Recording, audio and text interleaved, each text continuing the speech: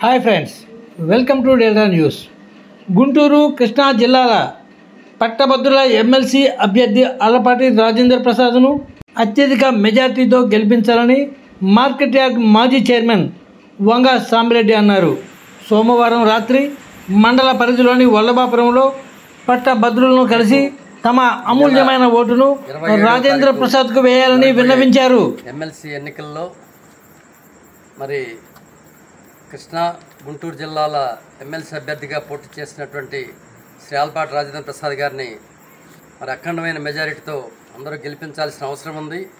ఎందుకంటే ఆయన మరి ఈ 2019 నుంచి 24 వరకు కూడా ఎంతో కష్టపడి మరి పార్టీని అభివృద్ధిలోకి తీసుకురావడానికి, కార్యకర్తల్ని మరి వారిని ఉత్తేజపరచడానికి జిల్లాలో అత్యధికంగా పనిచేసిన వ్యక్తుల్లో ఆలపాటి రాజా గారు ఒకరు.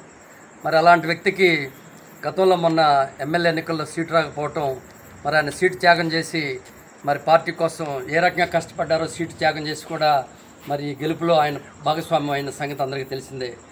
మరి దానికి లోకేష్ బాబు గారు, మన నారా చంద్రబాబు నాయుడు గారు గౌరవ ముఖ్యమంత్రి మరి ఆయనకి ఎమ్మెల్సీ సీట్ ఇచ్చి గెలిపించినందుకు మనం మనస్ఫూర్తిగా మన ముఖ్యమంత్రి గారికి, లోకేష్ బాబు గారికి అభినందనలు తెలియజేసుకుంటూ ఆలపాటి రాజా గారిని అఖండమైన మెజారిటీతో మరి గెలిపించాల్సిన బాధ్యత మనందరి మీద ఉందని చెప్పి గ్రాడ్యుయేట్స్ అందరికి కూడా విన్నవించుకుంటూ రేపు 28వ తారీఖు జరగబోయే ఎన్నికల్లో 27వ తారీఖు జరగబోయే ఎన్నికల్లో అందరూ పార్టిసిపేట్ చేసి మరి మంచి మెజారిటీ వచ్చే విధంగా మనందరం కూడా కృషి చేయాల్సిన అవసరం ఉందని చెప్పి సవినయంగా తెలియజేసుకుంటూ నేను సెలవు తీసుకుంటున్నాను.